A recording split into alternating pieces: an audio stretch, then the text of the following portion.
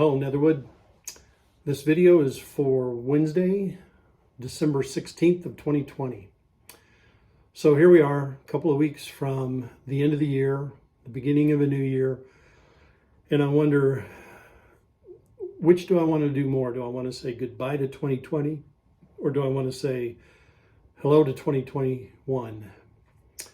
2020 has been not a very good year, a lot of negatives. And I want to say good riddance. But I also want to look with some hope and some optimism at 2021 and maybe just forget 2020 and say, hello, 2021. Let's see what the future brings. So when I was looking at anticipating the upcoming year, I found this neat little table of emotions.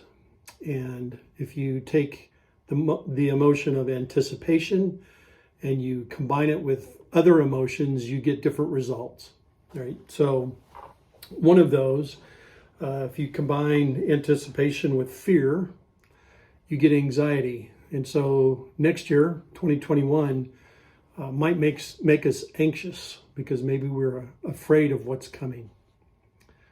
If you combine anticipation with anger, you get aggressiveness. Maybe some of us are just flat out mad at 2020 and what's happened during the year, especially the last few months. And that anger is kind of building up in us, and we're ready to just burst into 2021 and take some action and just be aggressive about it. Maybe we've been disgusted at the things that have happened this year. The institutions and people that we put trust in or look to for leadership or whatever have disgusted us, or the other guys, right? The other side, they've disgusted us, and whatever's gone on has caused disgust in us. And you put anticipation with that, and you get cynicism, right? You get frustration and distrust and disillusionment. You don't trust what's going to happen next year or all of those institutions and things, and it makes you cynical. If you combine anticipation with sadness, that's pessimism. There's been a lot of sadness for some of us.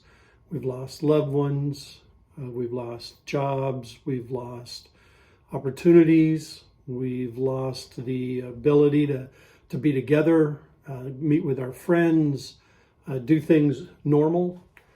And so there's loneliness and things like that. And so that sadness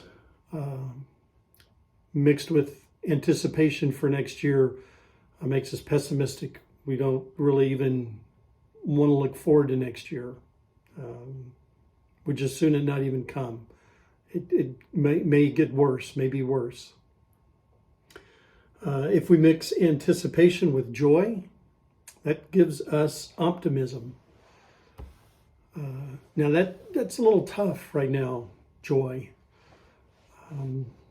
James 1 says, "Count it all joy, my brothers, when you meet trials of various kinds, for you know that the testing of your faith produces steadfastness." Hard to think about looking forward to difficult times, or when you're in the middle of a difficult time, to count that as joy. But if you know that pain brings gain, right? Difficult circumstances make us tougher, make us ready for even more difficult circumstances, tougher times, then you really can feel some joy, because you know when you're in the middle of something tough that it's making you stronger, and you can feel good about no pain, no gain. I'm going to get gain out of this pain I'm going through, and I can look forward to the future and being stronger, and I can get some joy out of that. But I think my favorite is if you mix anticipation with trust. That is hope. And can we be hopeful for 2021? I got to say, one of my favorite stories in the Old Testament is the story of Job. There is a cosmic battle going on that Job doesn't know about. Satan comes and challenges God. And God allows Satan to hurt Job to a limited extent, although he hurts him a lot. He says, just don't kill him. But he says, I know my servant Job will be faithful. And Satan says, no, he won't. And so this cosmic battle goes on.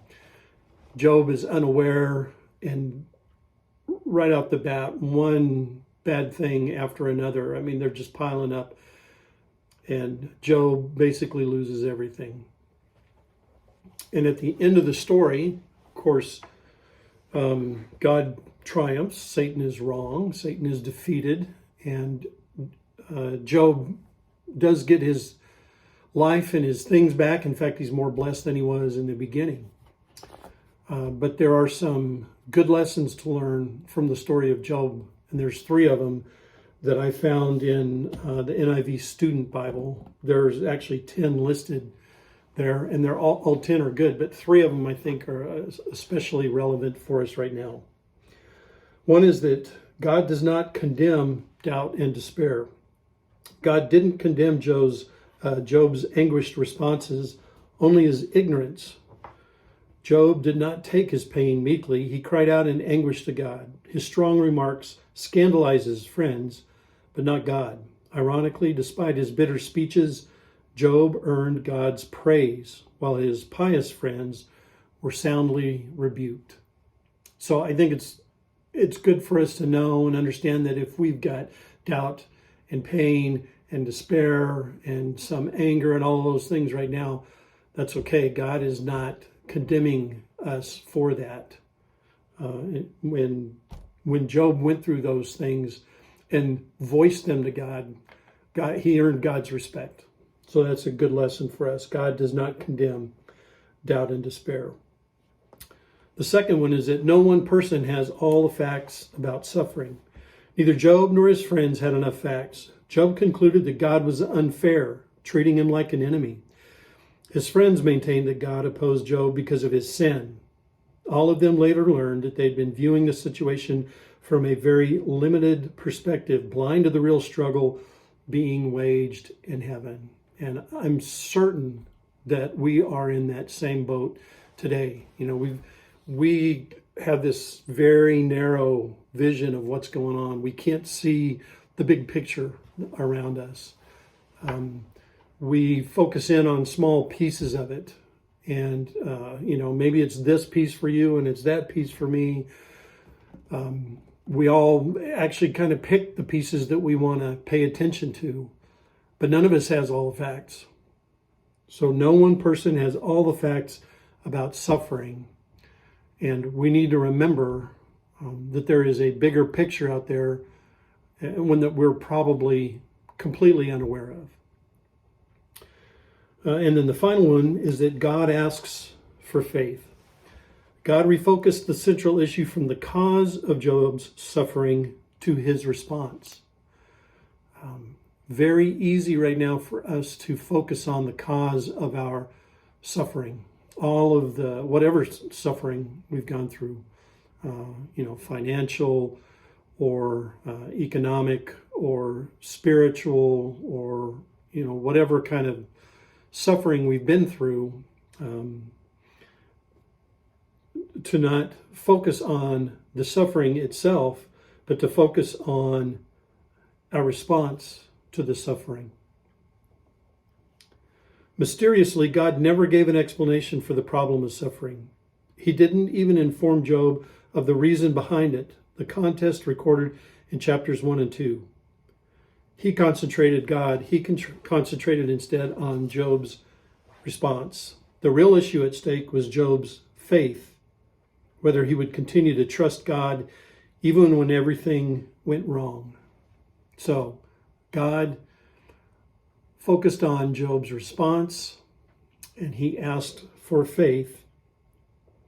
And I think the key sentence for us here, the key thought, the real issue at stake was Job's faith, whether he would continue to trust God even when everything went wrong. So where do we put our trust?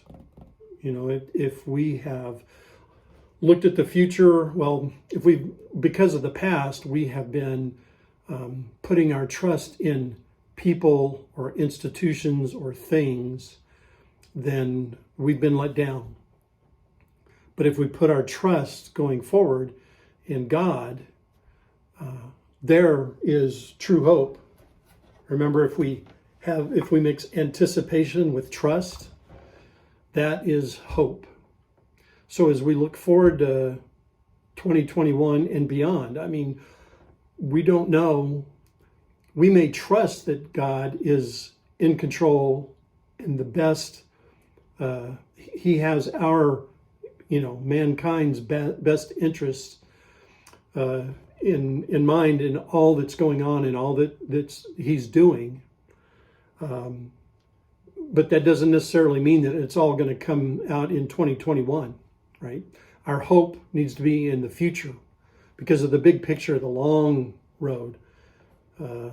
We don't know. It could be a year, it could be a few years, but we know, we trust in God. We can have hope because we know that He wins, that we win, that victory is assured. So as we go into 2021, let's look forward to the future with hope as we trust in God. Thanks.